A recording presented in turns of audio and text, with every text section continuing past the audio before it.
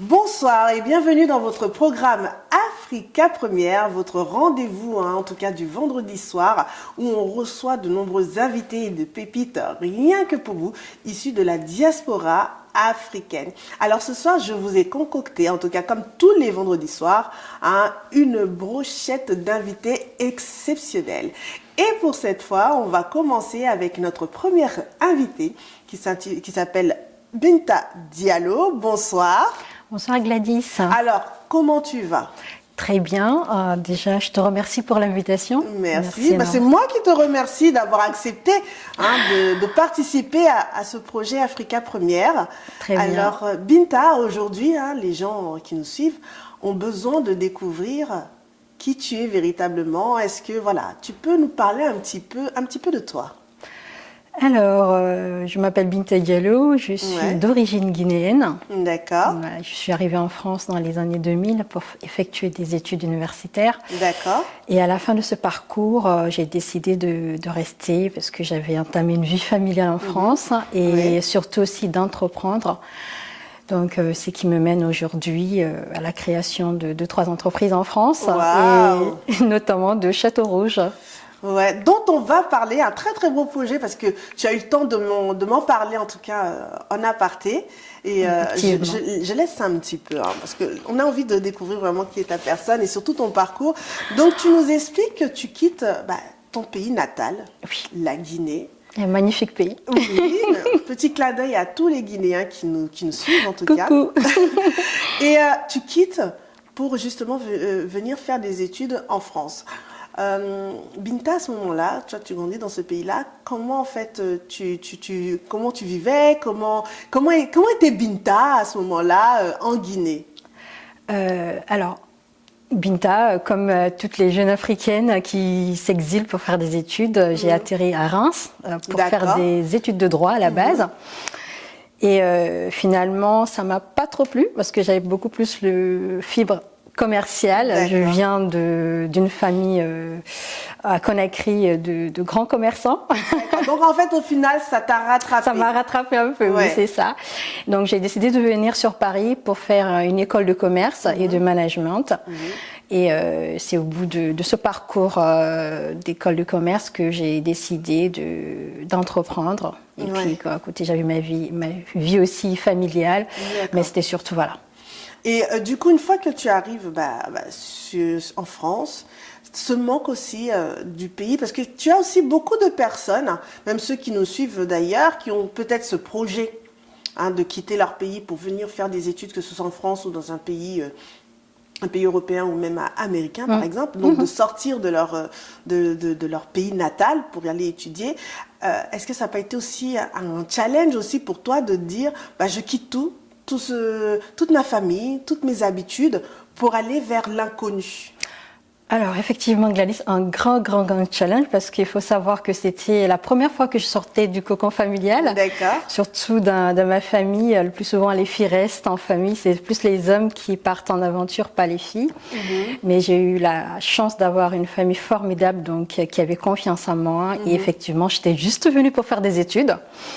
Et il y avait ce manque-là, effectivement, grandissante de la famille. Du coup, c'est vrai que le premier truc qu'on essaie de faire, c'est dès qu'on rencontre des compatriotes ou des Africains, essayer de se rattacher à quelque chose, effectivement, de se rattacher à ça. À ce manque, à cette tradition, à ces habitudes qu'on avait dans notre pays. Ouais. C'est ça, ou essayer de partir dès qu'on a 2-3 semaines de vacances, appeler les parents, est-ce que je peux repartir pour 2 semaines pour me ressourcer?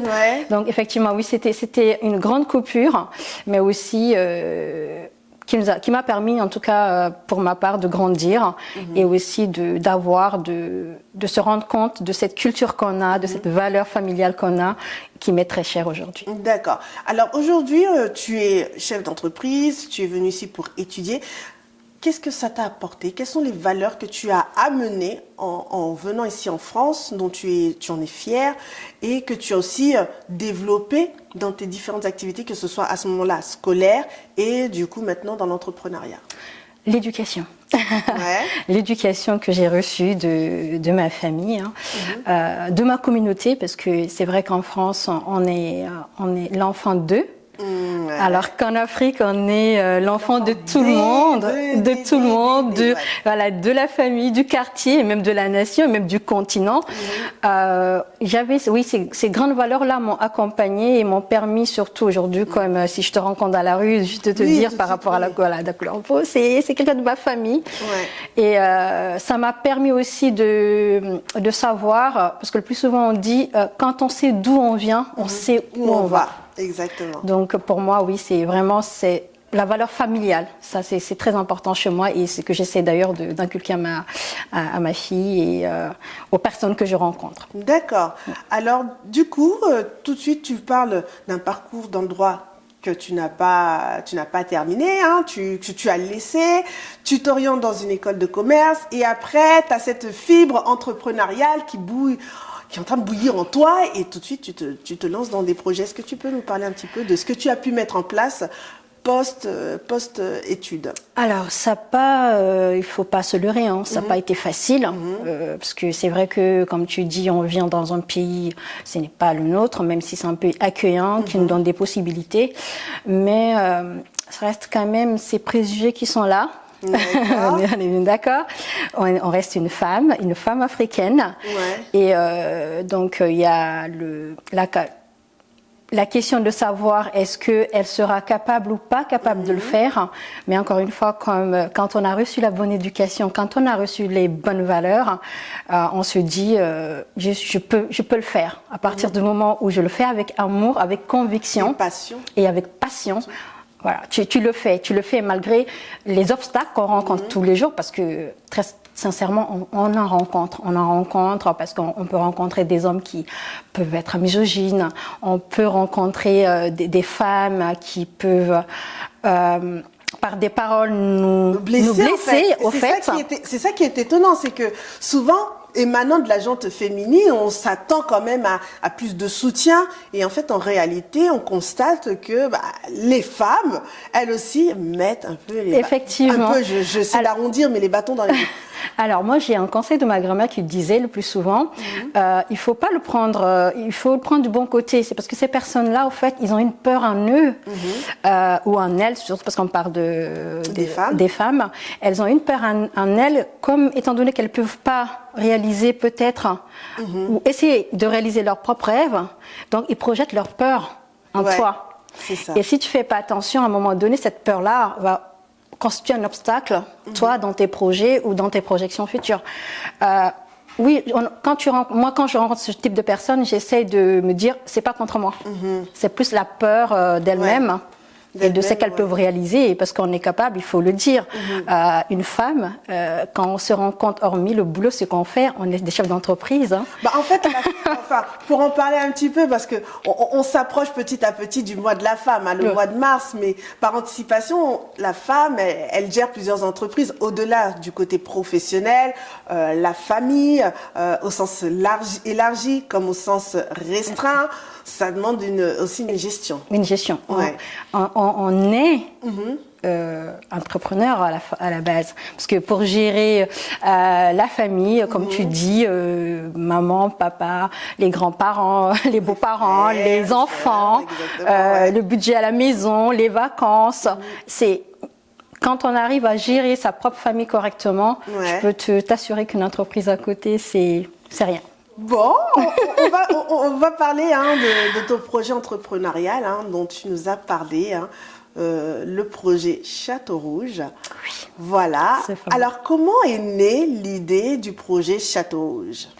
Alors, comme Château Rouge, tu le sais, si je te dis tout de suite Château Rouge, qu'est-ce que... Je pense au quartier très, très, très connu dans le 18e où nos parents, et même nous encore d'ailleurs, on va pour faire les courses, retrouver en tout cas les produits qui nous parlent, que ce soit alimentaire, vestimentaire, etc. Donc, ce quartier très connu de Paris et dont je suppose tu t'es inspiré pour ton projet. Ah ben, je suis ravie que le nom t'inspire. Effectivement, c'est le but. Alors, Château Rouge, aujourd'hui, c'est un constat. Comme tu dis, quand moi je suis arrivée en France, j'étais à Reims. Je guettais la personne qui pouvait partir très rapidement en Afrique pour demander à ma maman, est-ce que tu peux me ramener du gombo? Est-ce que tu peux me ramener en tout cas des trucs de chez moi? Et quand j'arrivais sur Paris, malheureusement, le seul endroit où on pouvait trouver, c'était Château Rouge. D'accord. Alors, c'est un endroit qui me tient à cœur parce que malheureusement, hormis l'alimentaire, on rencontre du monde, on peut aller faire un aller en beauté. C'était l'idée aujourd'hui de se dire, quand on va à Château, c'est un parcours. D'accord. En tout cas, je pense que de ma réaction, tu as dû comprendre que on aime beaucoup, voilà, le quartier, ça nous rappelle beaucoup de souvenirs, mais c'est le parcours du combattant. C'est le parcours du combattant. Alors, toute seule, déjà, c'est un parcours. Alors, avec un enfant ou avec des amis ou en voiture, c'est très compliqué. Ouais. Alors, l'idée, c'est d'essayer de dire aujourd'hui, est-ce qu'on peut faire s'inspirer de Château Rouge pour permettre aujourd'hui aux amoureux de l'Afrique ou même des Caraïbes, parce qu'il y a aussi des produits des Caraïbes qu'on trouve à Château Rouge, de pouvoir s'implanter dans un endroit assez grand, d'accord, où on peut faire la même chose qu'à Château Rouge, avec plusieurs entités, notamment un supermarché, d'accord, complet dans lequel on peut trouver 90% de produits africains et le reste avec des produits de première nécessité et d'autres entités multiservices, notamment la beauté, qui sont connus pour les produits de beauté pour les femmes africaines. Les femmes, ça c'est vrai que c'est un véritable sujet, de trouver en tout cas des produits cosmétiques qui répondent aux besoins de la femme africaine, des peaux noires, ouais. Et métissées, oui. Même si aujourd'hui on a cette chance-là, ça existe vraiment, mais aujourd'hui c'est vraiment pouvoir en tout cas trouver un lieu dans lequel on peut venir faire son parcours. Donc, un magasin, un supermarché, un centre de beauté et un restaurant africain sur le même endroit. Donc, un type mall, un mini mall africain. Donc aujourd'hui, c'était cette idée-là avec mes associés qu'on a conçu en disant on va essayer de le mettre sur une grande surface assez grande pour recevoir toutes ces entités-là. Alors c'est un gros projet d'envergure d'avoir on va dire comme un centre commercial, un espace d'achat multiservice pour la communauté afro. Est-ce qu'on vous a pas reproché d'être trop communautaire en créant un projet comme celui-ci? Alors, déjà, quand tu me parlais tout à l'heure des obstacles, c'était ça, dans un premier temps. Parce que c'est vrai que quand tu parles de Château Rouge, c'est très stéréotype. Aujourd'hui, nous, on ne vise pas que la communauté africaine. C'est un espace pour tout le monde. C'est un espace dédié aux amoureux de la culture africaine et pas qu'aux Africains. On a des amis, on peut avoir des connaissances qui aiment la culture africaine, qui aiment la nourriture africaine. On a aujourd'hui d'autres comités qui font des extensions de cheveux qui ne sont pas des africaines. Donc, effectivement, ce n'est pas un projet communautaire, c'est un projet pour les amoureux de la culture africaine. Et je tiens aussi à le rappeler, il n'y aura pas que, quand on parle de la culture africaine, il y aura le Maghreb et jusqu'à preuve du contraire, le Maghreb fait partie de l'Afrique. Donc voilà, c'est un projet global. Et on a eu beaucoup de soucis. C'est vrai que Laure recherchait déjà dans un premier temps un local assez grand pour ça.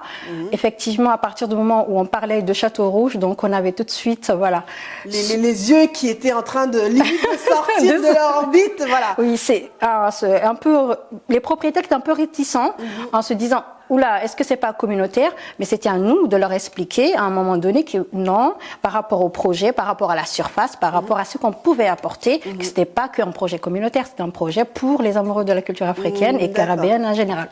Alors, comment s'est passée la recherche de local? Parce que j'imagine qu'il faut un local spacieux. Et je comprends aussi garder un petit peu cette proximité en fait géographique, là où il y a une forte concentration de la communauté, on va dire, afro-caribéenne, puisque ça reste quand même vos premières cibles. Comment en fait s'est faite cette recherche de lieu?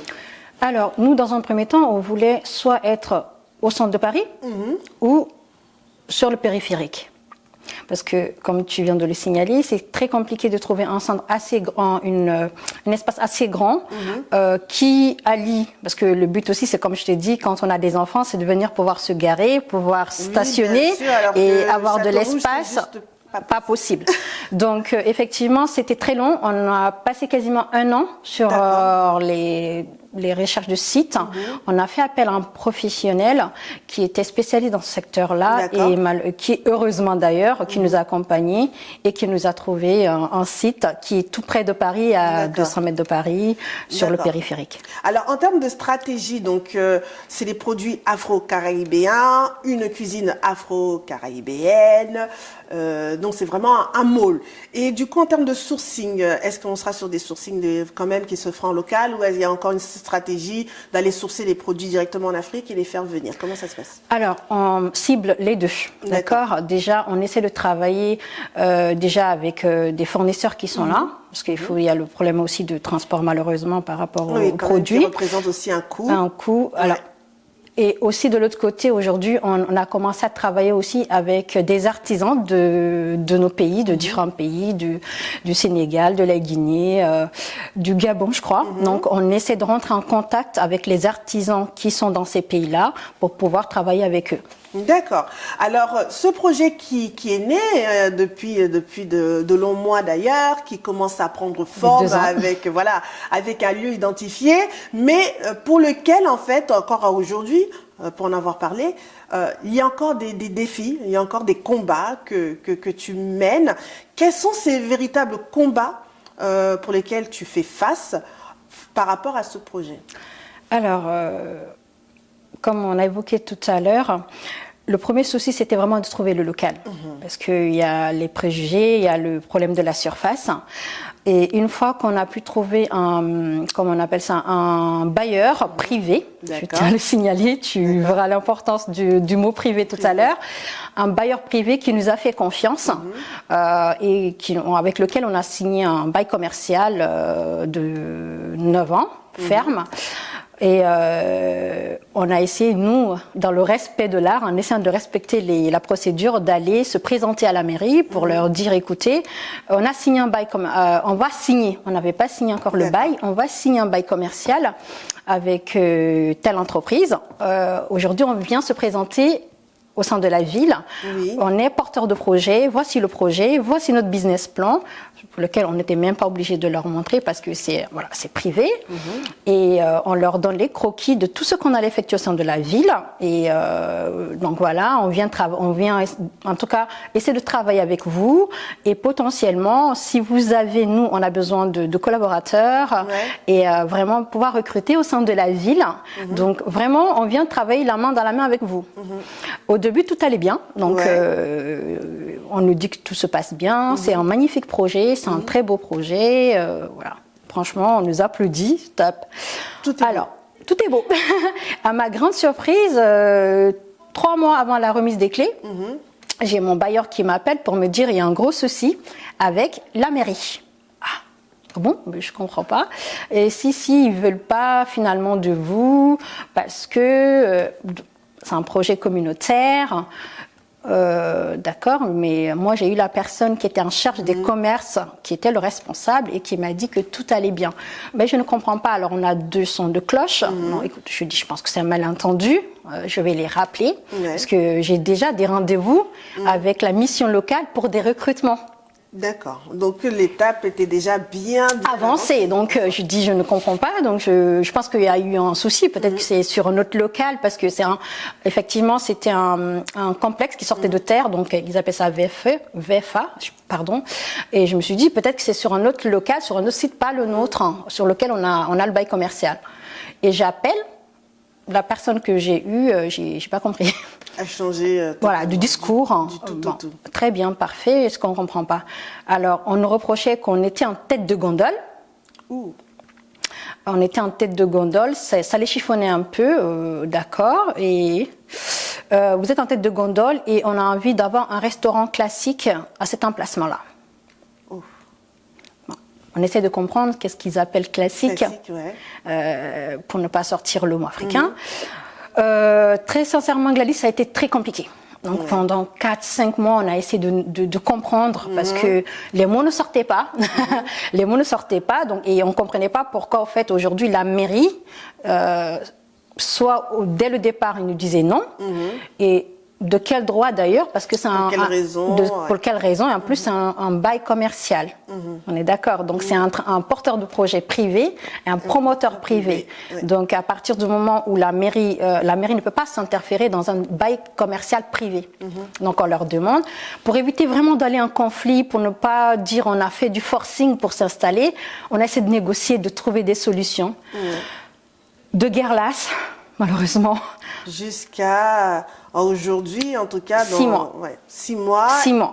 Qui s'est, entre guillemets, pour le moment, conclu avec une grève de la faim que tu as eu à entamer. Alors, effectivement, oui, parce que tu sais, quand tu as en face de toi des personnes qui ne veulent pas dialoguer et qui te traitent avec de l'indifférence et du mépris, et dont tu n'as pas, en fait, une preuve écrite, parce que moi, je leur ai demandé une preuve écrite. Vous ne voulez pas de nous au sein de votre ville? Pourquoi? Parce que le projet ne sera pas viable. D'accord. Ensuite, on a fait 500 signatures, une pétition au sein de leur ville. Hein. C'était même pas sur Internet. Donc, on est parti à l'encontre des habitants de la ville. Donc, pour savoir leur opinion. On a récolté ces 500 signatures. Donc, on leur met sur la table. Vous dites que c'est pas viable. Aujourd'hui, c'est juste, là, on parle de votre ville. Donc, vous pouvez pas me dire que c'est pas viable. Ensuite, ils nous disent, écoutez, finalement, c'est pas possible. C'est pas possible. Pourquoi? Faites-moi un document écrit. Que l'on puisse, à ce moment-là, en prendre part. Non, on n'a pas le droit de s'interférer entre un bailleur privé et un porteur de... On fait comment? Nous, aujourd'hui, avec mes associés d'ailleurs, que je salue au passage, on a 3 CDI sur le dos depuis 6 mois.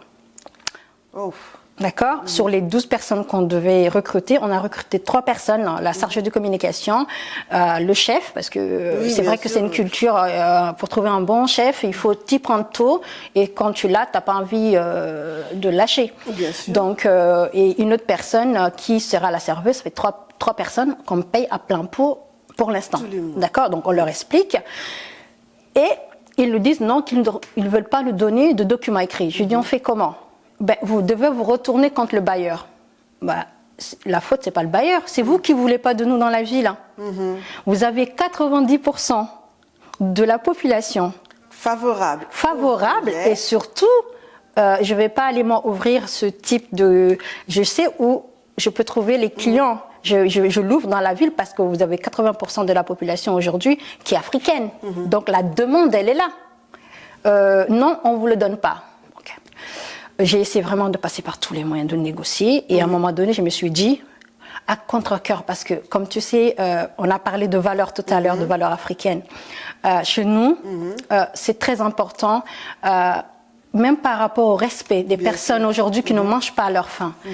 Et je me suis dit, si tu veux te battre avec une personne, il vaut mieux se battre avec ses propres armes. Exactement, je comprends. Donc, malheureusement, à contre-cœur, on m'a conseillé de faire un sitting. Donc, on a décidé de se battre avec leurs propres armes. Et malheureusement, j'étais amenée à mener une action il y a quelques jours, quelques semaines d'ailleurs. Mais avant de faire cette action, je tiens à le signaler, c'est qu'on a demandé de l'aide. On a demandé de l'aide, on a écrit au préfet, on a écrit à une députée de la ville. Ensuite, on a écrit à Bruno Le Maire, qui est le ministre de l'économie, et même au président. Bon. Pour te dire. Donc, et on n'a pas, voilà, vraiment, pour respecter, et on n'a pas eu de retour. Donc, malheureusement, à contre-cœur, et pour ça, je demande vraiment sincèrement pardon à mes parents.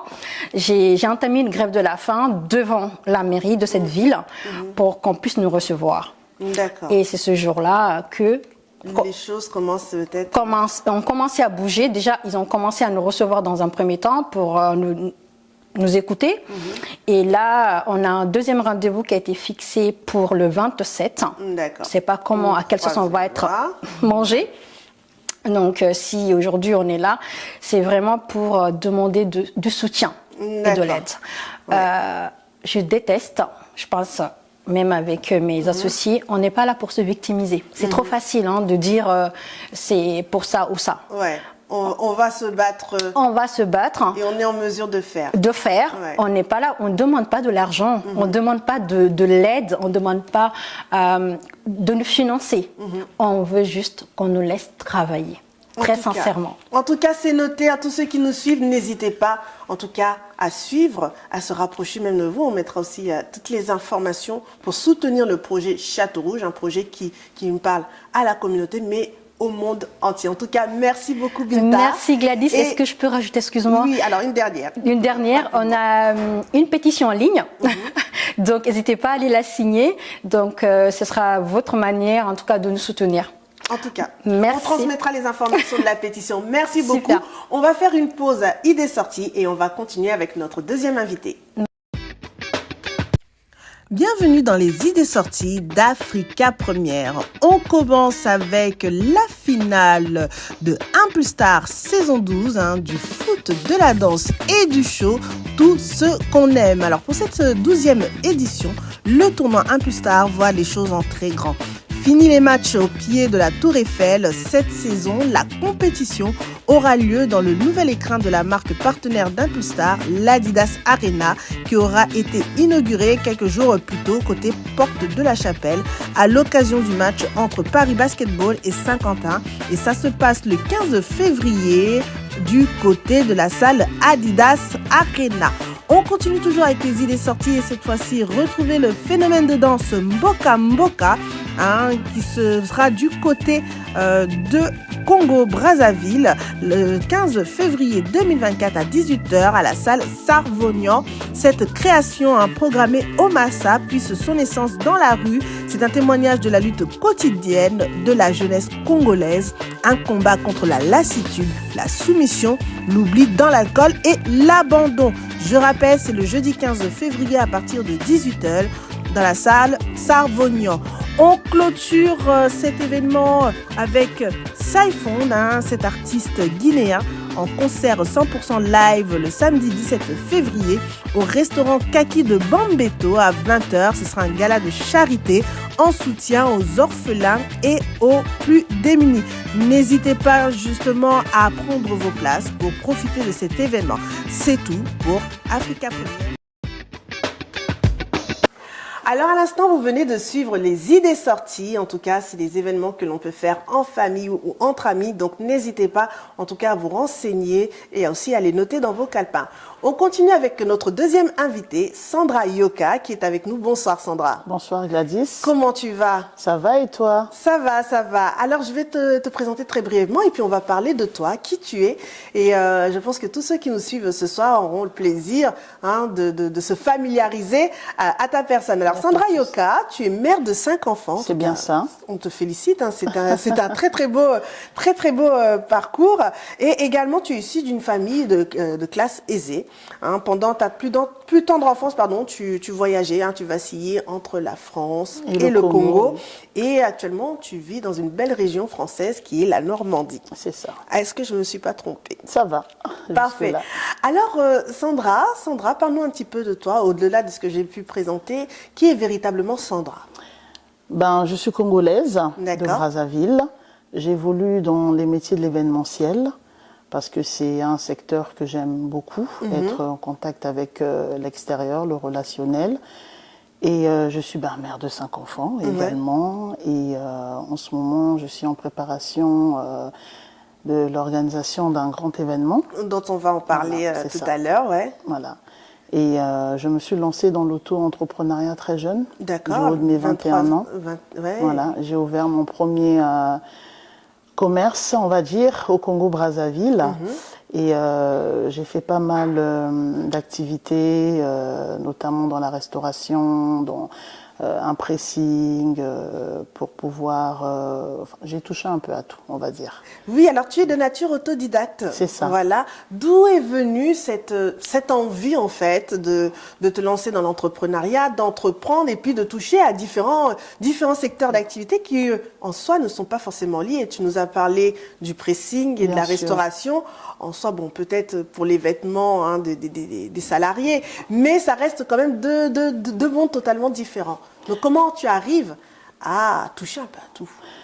On va dire aussi que je suis de nature très combative. J'aime bien relever des défis pour pouvoir aller un petit peu à l'extrême, repousser mes limites et surtout toucher à tout dans le sens de la curiosité pour apprendre, pour découvrir, pour transmettre, échanger, partager également des valeurs qui sont assez importantes. Et je me suis lancée dans l'auto-entrepreneuriat parce que je pense que j'avais déjà cette fibre, sans vraiment savoir exactement, vu l'âge aussi à l'époque. Oui, c'est très jeune quand même. J'avais 2 enfants à l'époque, je me cherchais un petit peu, comme on dit, il fallait que je puisse trouver ma voie. Et c'est ce qui m'a emmené de toucher un petit peu à tout, de découvrir, d'essayer des choses. Voilà. D'accord. En touchant un petit peu à tout, est-ce qu'on t'a pas reproché à un moment donné de te disperser? Non, pas de me disperser, mais c'était beaucoup plus des reproches qui étaient portés sur le choix de mes activités. Parce que par rapport au pays où je résidais à l'époque, qui est le Congo-Brazzaville, l'activité principale qui marchait, c'était la denrée, tout ce qui est boisson, nightclub. Donc j'ai ouvert pas mal de boîtes de nuit. J'ai été, 5 boîtes de nuit, pardon, excusez-moi. Quand même. Oui, où les horaires étaient très difficiles parce qu'il fallait allier vie professionnelle et vie familiale, voilà, vie personnelle, tout à fait. Avec des enfants à bas âge, je rentrais le matin, après il fallait les préparer pour l'école, parfois je les voyais pas pour se coucher, c'était un petit peu difficile. C'était un petit peu mal vu, vous savez, dans les familles africaines, surtout quand on est une femme, issue d'une grande famille. Il y a certains secteurs qui sont jugés un petit peu, entre guillemets, mauvaise image pour le nom de la famille. Et est-ce que le retour de la famille, justement, par rapport à ce que tu dis sur, travailler dans un secteur de la nuit, finalement, ta vie de famille est un peu chamboulée, puisque la nuit, tu travailles, le matin, il faut préparer les enfants, parfois, tu ne les vois pas. Est-ce que ça n'a pas été aussi, à un moment donné, un élément pour te freiner, te dire, j'arrête? Ça n'a pas été un élément pour me freiner parce que j'aimais bien ce que je faisais. Et moi, je ne suis pas de nature à arrêter parce qu'on me le demande ou par rapport à la vie de telle ou telle personne. Parce que vous savez, si vous devez faire des choses en fonction de la vie, vous serez très conditionné. Voilà, effectivement. Mais j'ai arrêté au bout de 6 ans parce que ça devenait épuisant, comme je l'ai dit tantôt, au niveau des horaires, au niveau de la flexibilité pour joindre la vie familiale et la vie professionnelle et être toujours dans le bruit, exposé à la boisson. Et c'est à travers ces commerces, malheureusement, que j'ai commencé un petit peu à toucher à la cigarette. Donc ça pervertit, est-ce que ça pervertit un petit peu ou bien ça pousse certaines personnes à emprunter des voies qui ne sont peut-être pas, elles, de bonnes voies, de bonnes mœurs, on pourrait dire? Oui et non, parce que c'est vrai que l'environnement joue de beaucoup, ça influence beaucoup, mais après, c'est d'abord aussi le choix de la personne elle-même. Parce que vous n'allez pas me dire que toutes les personnes qui sont dans ce secteur-là sont forcément dans des mauvaises mœurs. Je ne pense pas. D'accord. Alors, on va parler d'entrepreneuriat au Congo. Quels ont été pour toi les challenges que tu as pu avoir, les difficultés, les moments d'échec, mais aussi de réussite que tu as pu vivre en entreprenant au Congo? Ce qui est sûr, c'est qu'au Congo, c'est très difficile de pouvoir entreprendre, surtout lorsqu'on est une femme, parce que c'est toujours un peu la stigmatisation dans le sens où la femme est beaucoup plus apte à être à la maison en tant que mère de foyer. Bonne épouse. Voilà, c'est ça, qui fait à manger pour le mari et tout ça, c'est un peu difficile. Et surtout de pouvoir être accompagné quand on est issu d'une famille aisée parce qu'on se dit que tu as déjà les possibilités. Pourquoi on va encore t'aider? Pourquoi on va encore t'accompagner? Je parle d'aide financière, bien évidemment. Dans ce projet, il y a toujours cette étiquette d'enfant 2 qui vous suit, qui vous colle à la peau et c'est un peu difficile de se distinguer par ta propre intelligence. C'est ça, en fait, qui a été un petit peu, je dirais, difficile pour moi, un peu comme, on va dire, un frein, entre guillemets, parce qu'il y avait toujours cette étiquette, il y avait toujours ce nom qui était associé à mes parents, voilà. Ouais, j'imagine. Je n'étais pas reconnue en tant que Sandra, mais en tant qu'enfant d'eux. Est-ce que ça a changé quand même? Au bout d'un moment, on voit de la persévérance. Est-ce qu'à un moment donné, les gens ils se sont dit, bon, on valide véritablement les œuvres de Sandra? Oui et non. Comme j'ai dit tout à l'heure, par rapport à mon passé au niveau du choix de mes activités dans le domaine de la nuit, qui est très mal perçu, c'était un peu difficile parce que c'est comme une étiquette qui vous colle à la peau. On voit un peu, on a souvent cette idée-là des mauvaises mœurs, tenancière de boîte de nuit, le monde de l'ivresse, le monde de la cigarette, des hommes, des femmes. C'était un peu difficile qu'on puisse me faire confiance à ce niveau-là après, oui, effectivement. D'accord. Mais ça reste une belle expérience. Une belle expérience. Hein. Tu as tenu 6 ans. Oui. 6 ans, c'est quand même beaucoup. Et après, tu décides de mettre fin à tout ça et de toujours rester dans le domaine de l'événementiel. Dans l'événementiel, mais de te professionnaliser. Voilà, c'est ça. Et tu décides à ce moment-là de suivre un parcours c'est ça. Plutôt de formation, un MBA que tu as pu... Parce que je reviens en France en 2019, me réinstaller avec mes enfants. Et j'ai commencé à travailler justement pour une boîte dont je tais le nom qui est dans le domaine de l'événementiel. Et après, au fur et à mesure, comme on dit, on apprend sur le tas. J'ai commencé vraiment à apprécier ce secteur-là. Et je me suis dit, pourquoi ne pas me perfectionner? Justement, je suis en préparation d'un MBA en communication, marketing événementiel. Pas trop difficile de reprendre peut-être les études après, faut le dire, hein, soyons honnêtes, après un bon moment qu'on a laissé, on a laissé le champ de l'école, on a laissé le banc scolaire et puis on a une vie personnelle. C'est très difficile d'allier les deux, mais je pense que quand on a un objectif en tête, on se donne les moyens de pouvoir y parvenir, plutôt que de se donner des excuses. Comme on dit, lorsque vous avez des pierres en face de vous, il faut faire le choix d'en faire un pont plutôt qu'un mur. Exactement. En tout cas, c'est une très belle citation qu'on va garder en tout cas ce soir. On va parler de pont. Et aujourd'hui, en fait, tu as aussi une association. C'est ça. Hein, dont j'aimerais qu'on parle, AIR, c'est ça. Association Internationale Renaissance, qui est une association à but non lucratif, de loi 1901, et qui a pour but d'accompagner les personnes en détresse psychologique, fragilité émotionnelle, et encore bien d'autres. Est-ce que tu peux nous parler un petit peu de ce projet?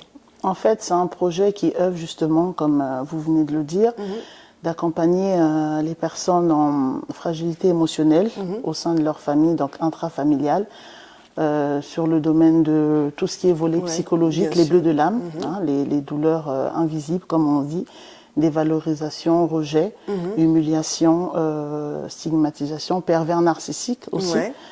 Dont moi-même j'ai été victime par un membre très proche de ma famille. D'accord. Je ne vais pas... C'est vrai que ma manière, en fait, ma dénomination va vous sembler assez particulière, mais en me mettant sur cette voie, je me suis promise, et également pour mon public, de ne pas emprunter l'ascenseur, voilà, de toujours passer par les escaliers. Et cette personne proche, c'est... comment on appelle ça, la fille de notre mère, avec qui j'ai été sous emprise pendant 15 ans. D'accord. C'est vrai que vous allez trouver cette manière un peu particulière de la nommer. Ce n'est pas par rancune, parce que la Bible nous enseigne le pardon, dans Matthieu 6,14, je pense, ni par rapprochement, mais c'est tout simplement parce que bien que notre relation à l'époque était comparable à un craft Irish et... un Cohiba 50e anniversaire, tout simplement parce que j'estime aujourd'hui que je n'ai plus rien à voir avec cette personne.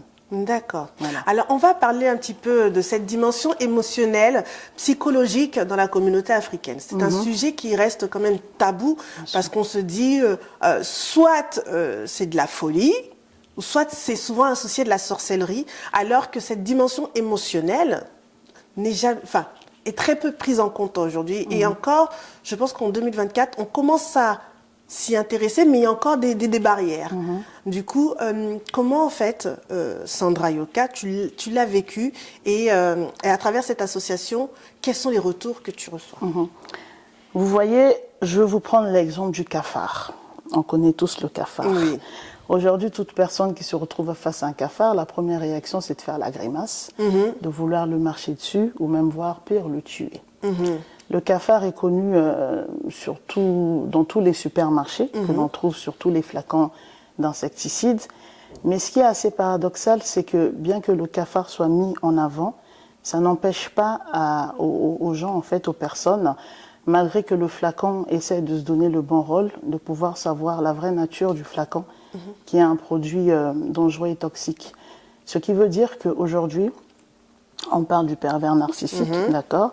Le pervers narcissique ou la pervers narcissique est une personne qui n'a aucune empathie pour l'autre. Ce sont des personnes en fait qui arrivent à pouvoir adopter un masque social pour être appréciées de tous, pour pouvoir être adulées. Ce sont des personnes affables qui sont toujours dans l'exagération de leurs émotions, que ce soit dans les pleurs, dans l'angoisse, qui arrivent à trouver en fait du plaisir dans la douleur émotionnelle. C'est jouissif pour eux, c'est du vampirisme émotionnel, voilà. D'accord. Et du coup, à travers cette association, quels sont en fait aujourd'hui les retours des gens qui s'approchent et qui s'intéressent à l'association, notamment en fait de la communauté afro-descendante? Est-ce que tu vois des personnes qui ont cette facilité à s'adresser à toi, ou ils ont encore, ils manifestent encore des freins? Vous voyez aujourd'hui, vous et moi, Gladys, si on se retrouve en difficulté dans un milieu hostile, l'homme, en fait, s'adapte à ce que lui est imposé, excusez-moi, ce qui lui est imposé. Et donc, si vous et moi, on se retrouve aujourd'hui dans un environnement hostile où la seule issue est l'instinct de survie, parce que l'humanité nous a fait comprendre que le cannibalisme était contre nature. Pensez-vous aujourd'hui que la première question serait de savoir est-ce que ce que nous nous apprêtons à faire est prohibé, mais nous le faisons tout de même, ou la première question serait de savoir qui se mange en premier? Dites-moi. Je dirais c'est de savoir, voilà, qu'est-ce qui est prohibé ou pas. Je pense, vous pensez? Tout dépend de la personne, comment elle réfléchit et son mindset. Si nous sommes que deux, moi, ma question principale, serait de savoir qui se mange en premier. Est-ce que je mange Gladys pour survivre? Ou c'est Gladys qui me mange? Je ne pense plus que je serai dans un mindset de réflexion. Voilà, voilà. Donc en fait, ce qui veut dire, c'est que c'est en fonction de l'environnement dans lequel nous nous trouvons que nous pouvons avoir la possibilité d'avoir une réflexion totalement différente. Ouais. Aujourd'hui, le sujet des maladies mentales en Europe, c'est un sujet qui est assez galvaudé, mais en Afrique, c'est encore très infime. On en parle peu. Et moi, justement, le but de AIR, Association Internationale Renaissance, est de pouvoir justement mettre l'accent sur les violences psychologiques, tout ce qui touche à la santé mentale, pour que nous puissions avoir un autre regard, pour ne plus que nous puissions nous dire que oui, c'est de la sorcellerie, que ce soit associé à d'autres choses, alors qu'il y a, enfin, c'est un vrai problème qui lui est à prendre à bras le corps. Voilà.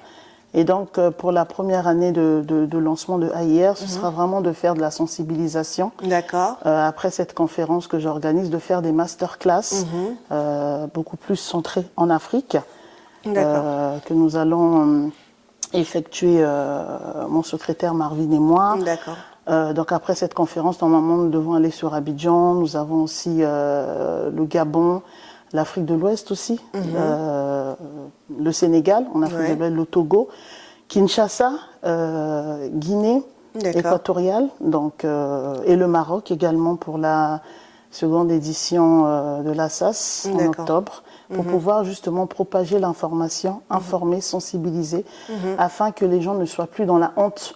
Parce que ce n'est pas la victime d'avoir honte, c'est la personne, c'est le gros qui impose le mal qui doit avoir honte. Exactement. Alors, à travers cette association, donc le leitmotiv, la phrase phare, c'est ensemble, mettons des mots sur les mots MOTS sur des mots MAUX. Donc, en fait, sur toute la périphérie, on traite à la fois des violences sexuelles, des violences verbales, violences économiques qui existent, on ne s'en rend pas forcément compte.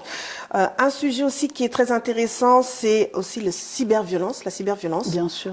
Qui monte aussi de plus en plus. Le harcèlement, les insultes, la dévalorisation, le rejet, la perte d'estime de soi. Et également tout ce qui va être violence aussi physique. En fait, toutes ces formes de violence aujourd'hui sont traitées au sein de l'association. C'est ça. Voilà. Et de pouvoir après faire construire des centres de soutien de cellules psychologiques qui vont justement œuvrer à accompagner ces personnes dans leur phase de reconstruction, d'où le mot renaissance. D'accord. Voilà. En tout cas, cette association, comment on peut la soutenir aujourd'hui, ceux qui nous suivent et qui sont intéressés, à la fois peut-être pour y intégrer, peut-être pour partager en fait les violences que ces personnes-là subissent, ou bien même peut-être apporter aussi un soutien.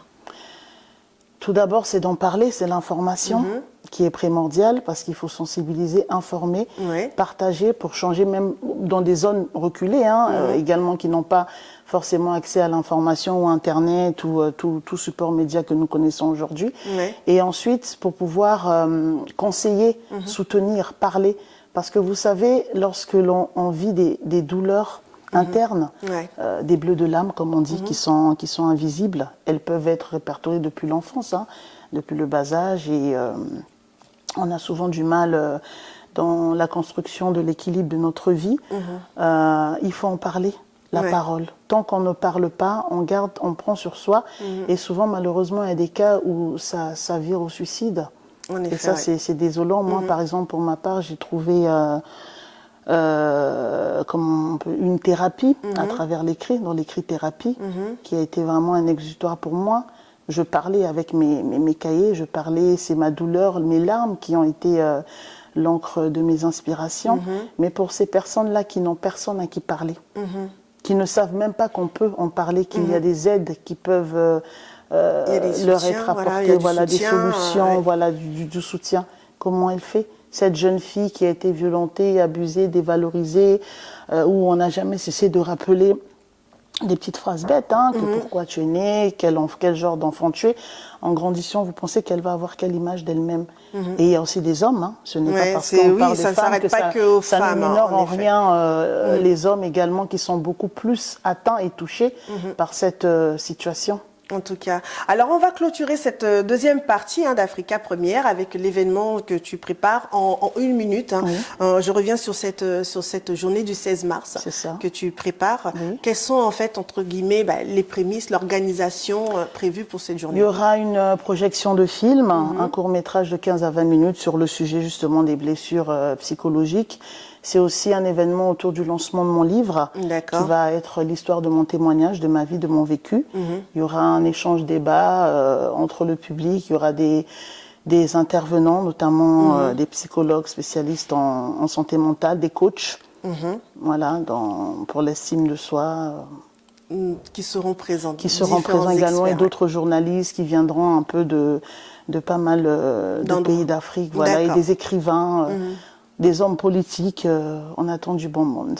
En tout cas, on tient à le rappeler que c'est Sandra Yoka, qui est une femme déjà entrepreneur, qui est aussi autodidacte, qui évolue dans le métier de l'événementiel et qui est aussi à la tête de l'association AIR, Association Internationale Renaissance, qui accompagne les personnes victimes de violences psychologiques, de rejet, humiliation, dépression et fragilité émotionnelle. Également qui prépare un événement le 16 mars dont on aura l'occasion de repartager au sein d'Africa Première. Et je voudrais donner un dernier mot pour donner conseil à toutes les personnes qui traversent la même situation que moi. Lorsque Dieu vous arrache d'un endroit, pour vous ramener à un autre endroit, il ne vous prend pas du point A pour vous ramener au point B, pour que vous puissiez être dans l'adaptabilité. Mais Dieu vous enlève du point A pour vous ramener au point B, pour que vous puissiez être dans l'application de l'entrée de votre destinée. Il ne faut pas avoir peur, il faut en parler. Il faut oser, parce qu'en parler, c'est déjà un pas. Un pas. Alors n'hésitez pas, osez parler. Des structures existent, notamment comme AIR. Bien sûr. On ne reste pas dans le silence dans les cas de violence. Bien sûr, c'est ça. Merci beaucoup Sandra Yoka. On va clôturer en tout cas cette émission avec notre dernière invitée que je vous invite à découvrir tout de suite après.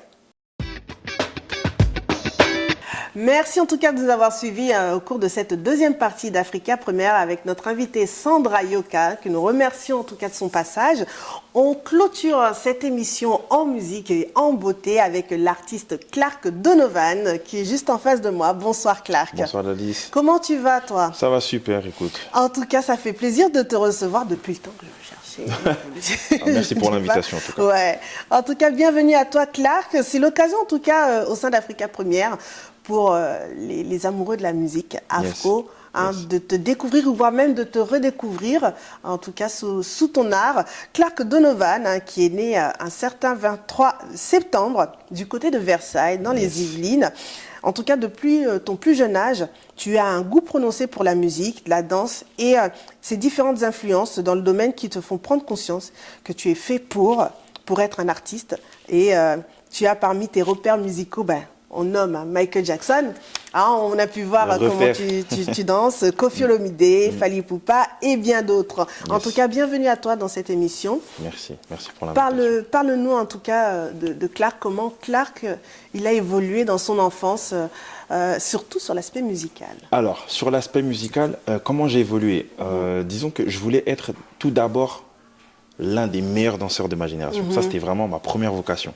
Ouais. Donc je me souviens, j'étais assez petit, j'avais peut-être 3-4 ans. Ouais. J'étais chez ma grand-mère à Meaux. Et le premier clip que j'ai vu de ma vie, c'est Black or White de Michael Jackson. De Michael Jackson, ouais. Donc ça m'a interpellé, ça m'a tilté. Ça a été le déclic. Ouais, ça a été le déclic. Et je me souviens, mes parents, quand il y avait des fêtes et tout, des baptêmes et tout, dès qu'ils mettaient du Michael, Clark va danser et tout. Donc voilà, ça a été mon repère musical. J'ai vraiment voulu par la suite chanter, mais ça c'était à l'âge de 14 ans. D'accord. À 14 ans, je me suis dit, vas-y, je vais essayer. J'avais des potes du quartier à Torcy. On s'amusait à écrire des chansons en anglais. Ok. Ouais, mais c'était vraiment... C'est en anglais ou c'est anglais chewing-gum? Un anglais yaourt, tu vois. Nous, on pensait que c'était du vrai anglais, mais pas du tout. Mais on essayait de travailler le feeling et tout, parce que c'était vraiment... l'époque où tous les Quinry étaient là, ils perçaient dans le R&B. Ouais. Et nous, on disait aussi, on va percer comme eux, tout ça. Donc, j'allais chez mon pote syriaque. On écrivait. Et c'est là que j'ai développé cette envie d'être non pas qu'un danseur, mais d'être un performeur. D'accord. Chanteur, danseur. Et j'ai fait qu'étudier la musique, sans prendre de cours en particulier. J'ai juste observé, regardé la télé. Et ce qui a fait que je sois là maintenant, c'est vraiment cette détermination à être une sorte d'avant-gardiste et d'être l'un des meilleurs performeurs de ma génération. De ta génération, voilà. D'accord. Alors, quand tu te lances comme ça dans la musique, enfin, c'est vrai que quand on est petit, les parents, ils aiment bien, ils apprécient de voir l'enfant, mais quand celui-ci, en fait, il prend goût et décide vraiment d'avoir au moins un pied dans la musique, souvent, c'est un peu compliqué. Alors, quel a été le retour à ce moment-là de ta famille, de tes parents, quand ils ont vu que vraiment tu prenais la musique, la danse au sérieux? Il faut dire que c'est vrai que mon père, j'ai pas de souvenir qu'il m'ait bloqué dans ce domaine-là. Il était aussi, tu vois, très à cheval sur mes études, comme ma mère. Mais je me souviens que ma mère m'a dit, toi, si tu veux être le prochain Fally, et ton diplôme. Et ton diplôme. C'était la négociation. C'est ça. Donc, j'ai quand même écouté mes parents. J'ai fait ma part du contrat. J'ai mes diplômes. Donc, du coup, à l'heure actuelle, ils sont super heureux de me voir tel que je suis. D'autant plus qu'ils me donnent des conseils. Quand ils me disent vraiment, voilà, t'es notre fils, on te conseille de faire ça. Ça reste mes parents. Bien sûr. Mais ils sont fiers de moi. Voilà. Parfait. Ouais. Parfait. Donc, du coup, toi, tu commences à l'âge de 13 ans, tu composes tes chansons et tu tombes amoureux de la musique congolaise. Alors, explique-nous un petit peu. Est-ce que c'est les influences peut-être des parents qui ont fait que, en sachant que, à 13 ans, quand on écoute beaucoup du R&B, on est plutôt orienté, en tout cas à ce moment-là, à ce qui se faisait du côté outre-Atlantique. En vérité, de 13 ans à, on va dire, 16 ans, 17 ans, j'étais vraiment plus R&B. C'était vraiment ce domaine-là où je voulais vraiment exceller, être le usher du truc. Mais ça m'a rattrapé. D'accord, mais comment ça t'a rattrapé? C'est ça ce qui m'intéresse. Je t'assure que je ne pourrais pas t'expliquer, mais ce que je sais, c'est que en 2000, quand Koffi a fait Bercy, il y a un certain Fally Ipupa qui a fait son solo à la fin. Et je me souviens de ce jour-là, j'étais tellement choqué. Rassure-moi, tu étais au concert ou... Non, mais j'avais 10 ans. Mes parents, ils sont partis, mais j'avais 10 ans.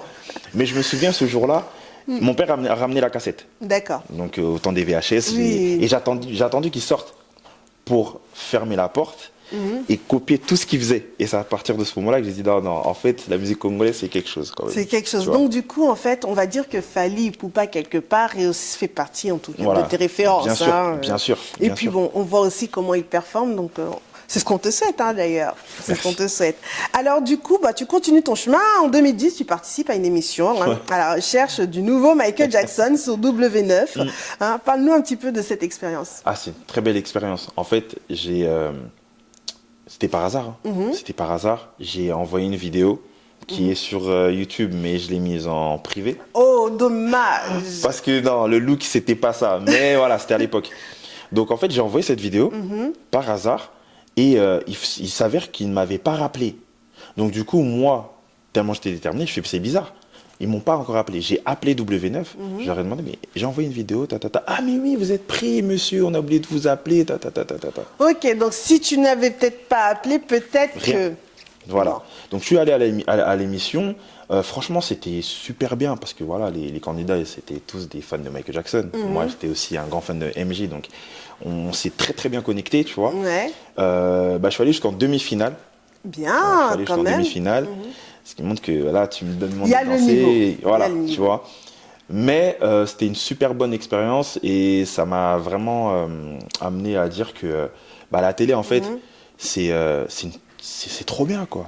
Ouais. Ça faisait vraiment partie de ce panel-là qui fait que je voulais vraiment aussi rentrer dans ça. Je veux passer à la télé. Donc, comme je suis un artiste, je vais encore me donner à fond pour repasser encore. Et ça fait partie de mes sources de motivation pour D'accord, continuer, de continuer. Donc, très vite après, tu es membre du groupe Afro LHD, avec leur titre qui a fait sensation à ce moment-là, Hello Kitty. Et après, tu as travaillé aussi dans la compilation haut de gamme avec DJ Merco. Ouais. Et du coup, ta carrière prend une tournée... à 360 degrés dès lors que tu accompagnes les Bernard C4 sur leur remix Macumba. Ouais. Parle-nous un petit peu de tout Comment ça. ça a commencé? Comment ça a commencé surtout, Alors, Macumba, en fait, ils ne se sont pas réveillés, ils m'ont dit là, reviens. En fait, ils ont vu un court-métrage que j'avais fait il y a 10-11 ans, ça s'appelait Sévolution. Et Dibraz, les Bernard C4, a vu ce court-métrage qui avait un bon nombre de vues à l'époque quand même. Et j'étais super content des retours. Et il m'a envoyé un message, il m'a dit il faut que tu sois là. Il faut que tu sois là pour ce remix et tout. Moi, j'étais stupéfait parce que c'était les Bernard C4. C'était déjà célèbre et tout.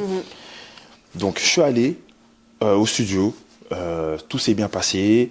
C'était la première fois que je faisais un clip officiel. C'était la première fois aussi que j'allais entrer sur Trace TV et c'était la première fois que je faisais le million.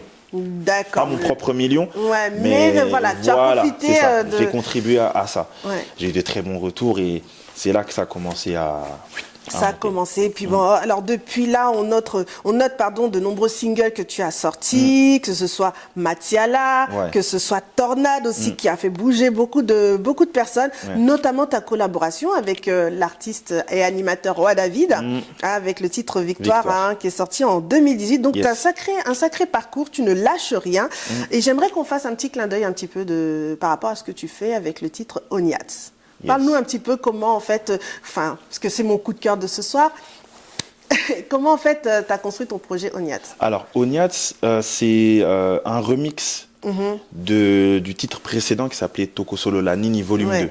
Qui veut dire on va parler de quoi? On va parler... C'est un concept qui vient de JB Mpiana et il a été mis au goût du jour quelques temps avant. D'accord. Donc du coup, je me dis pourquoi pas l'appeler TSN2 pour l'abréviation. Donc en fait, Onia, c'est juste un remix que j'ai fait moi-même avec Scotty Bobina à la gratte. J'ai juste voulu faire un fast-food, c'est-à-dire un Seben Express. D'accord. Il est court, mais ça donne envie de réécouter, c'est psychologique. Moi, je suis un docteur dans ça. Donc, c'est un titre, franchement, musicalement, qui me plaît de fou. Et jusqu'à maintenant, c'est l'un de mes préférés. En tout cas, c'est l'un de tes préférés. On va savourer un Oniats et puis on revient tout de suite après avec justement le projet que tu nous as préparé. Yes.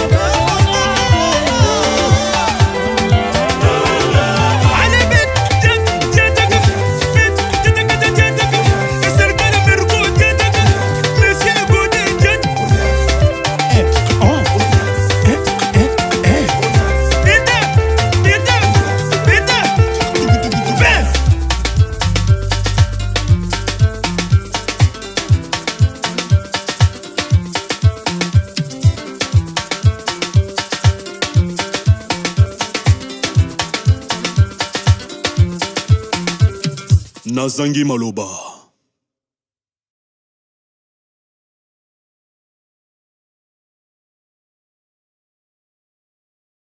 Ok. On vient d'écouter à l'instant Onyats, hein, qui a fait beaucoup bouger, en tout cas, notamment en fait sur les réseaux sociaux. C'est vrai. Hein, il y a eu beaucoup de reprises, etc. Ouais, sur, c'est ça.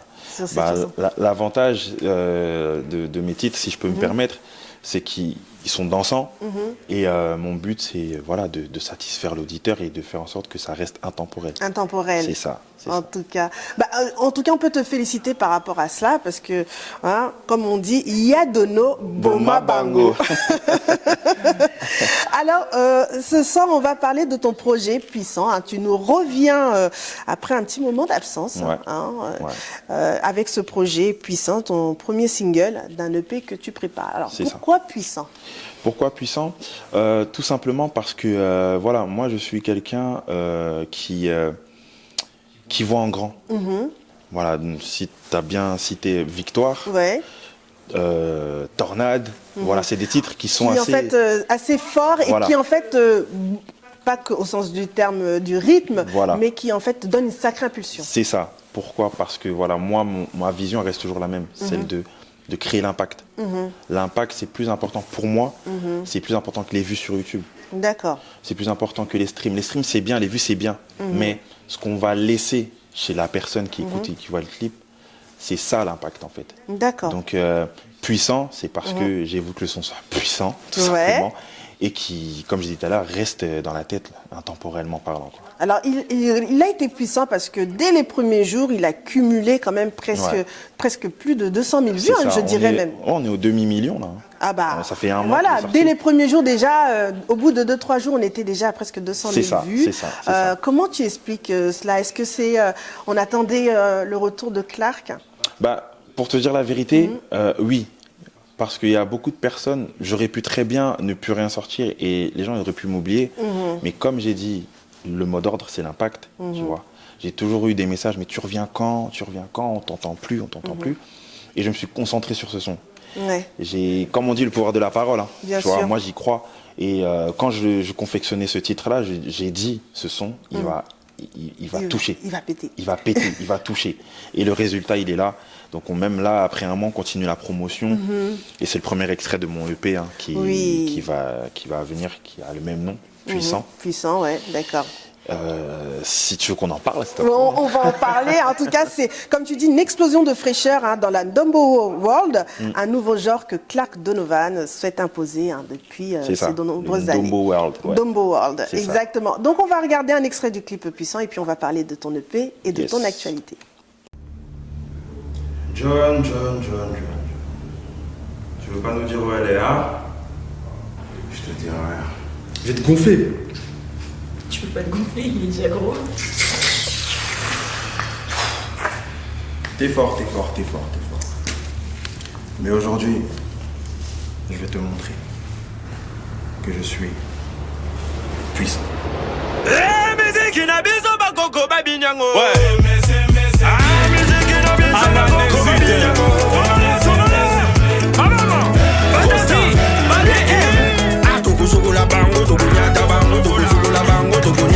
Jirka Japon, Lorenzo Mendes. Oh yes, honorable TJ Kandolo, Pater Nemba, vous maître Tchoucha, Goliath et Bilao, le garde du corps. Bekidi,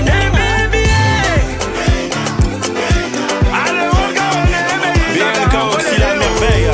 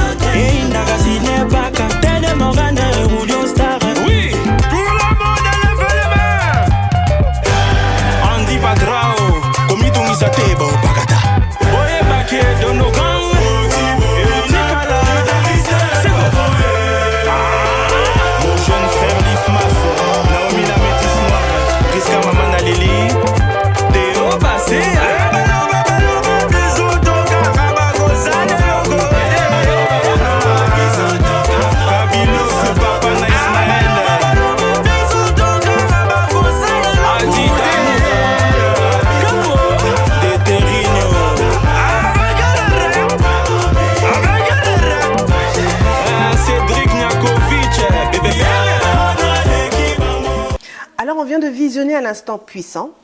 Et tu nous as dit tout à l'heure que tu préparais un EP. Comment il va s'articuler cet EP?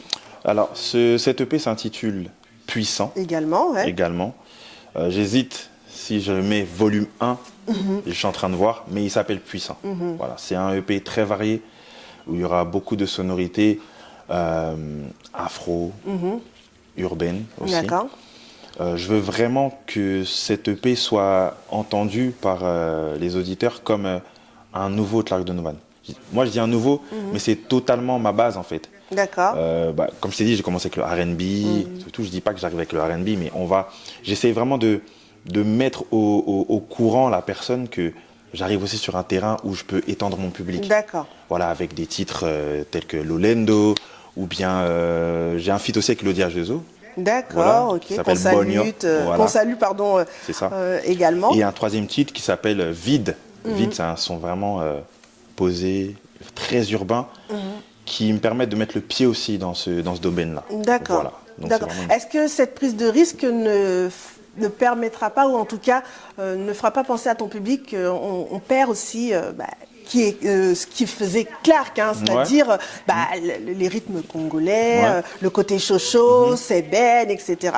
Je ne pense pas. Pourquoi je ne pense pas? Parce qu'en tant qu'artiste, je me dois de me renouveler. Je me dois de ne pas dormir sur mes lauriers. C'est une science, en fait. Il faut faire des expériences et prendre des risques aussi. Moi, j'aime bien prendre des risques. Je suis un homme, hein. Il faut tenter, et quand on ne tente pas, on ne peut pas savoir le résultat. C'est sûr. Donc, mais je fais en sorte de toujours bien faire les choses. Il y a savoir faire les choses, il y a kiffer faire les choses. Moi, j'essaie vraiment de faire en sorte qu'on dise, c'est un artiste complet, il gère. Voilà. D'accord. Mis à part les featuring que tu as fait, est-ce que tu as fait un featuring à l'époque avec Gaz Mawete aussi? Ouais. Bon, j'ai parlé tout à l'heure de l'artiste et animateur Roi David. Est-ce qu'il y a d'autres stars internationales que tu vises? Oui, bien sûr. Et avec qui tu aimerais faire un Bien feat? sûr. Moi, franchement, j'aimerais fitter avec Aya Nakamura. Fally Ipupa, bien sûr. C'est ce que j'allais te dire. J'allais dire, si tu ne le cites pas... Non, Fally Ipupa, ça serait vraiment le top du top. Après, Koffi Olomide, bien sûr. Même si on a travaillé ensemble. Vous avez déjà eu à travailler. On a travaillé ensemble et tout, mais ça serait vraiment, le kiff total. Et internationalement, si on part du côté anglophone, ça serait bien un Breezy sur un son afrobeat. Ça serait vraiment pas mal. Rihanna, peut-être, pourquoi pas. Oui, ou Rema, par exemple. Voilà, Arya Star. Oui. Faut rêver grand. Faut rêver grand. Ok. En tout cas, tu te donnes pas de limite. Pas du tout. Mis à part ce projet de paix, alors qui sortira quand? Alors, courant 2024. D'accord. Pas de date encore. Pas de date encore. Je veux vraiment finaliser tout pour vous donner une date et créer aussi l'engouement autour de ça. Mais courant 2024, c'est sûr qu'il est là. D'accord. Donc on reste à l'affût. Restez à l'affût. Il y a un deuxième single qui va arriver. Qui fait toujours partie de l'EP. Voilà. Donc il arrive très très vite. Et soyez prêts, quoi. D'accord. Mis à part le projet de l'EP, est-ce qu'on peut retrouver Clark dans un show, dans des événements à venir? Alors, j'ai un show en Suisse très très bientôt, dans 2 mois. Ouais, dans 2 mois. J'ai un show en Suisse. J'ai également quelques prestations sur Paris cet été. Oui. Donc on prépare ça bien. On prépare aussi un concert. D'accord. Voilà. Pour quand? Si Dieu le permet, toujours courant 2024, mais dès que j'ai une date précise, je vous le dis. D'accord. J'aime Donc bien sur concret, Africa Première, on aura l'exclusivité. L'exclusivité directement. Voilà. Donc un concert qui se prépare, vous inquiétez pas pour ça. Et voilà, on aura des dates, la promo par-ci, par-là, mais ça va venir. Ça arrive. Ça arrive. Alors, on a l'artiste, mais on a aussi un homme de valeur, un homme de cœur, puisque aussi, au-delà du fait que tu sois artiste, tu es aussi papa de 2 beaux enfants, et tu accompagnes aussi la jeunesse à travers ton association. Est-ce que tu peux nous en parler un petit peu? Pas de souci. Alors, en juin 2023, j'ai ouvert officiellement cette association qui s'appelle Ensemble. D'accord. C'est une association culturelle dans le but de promouvoir toute forme d'art, c'est-à-dire le chant, la danse, la musique, le théâtre, les consorts, dans un but aussi d'aider. Ok. D'accord. Quand je dis aider, c'est donner aussi cette joie dans le cœur à certaines personnes qui n'ont peut-être plus ce goût d'aimer la vie, peut-être. D'aimer la vie, voilà. Donc là, on va commencer tout doucement. On commence tout doucement. J'ai mes cours de danse à Torcy, qui sont tous les samedis de 14h à 18h.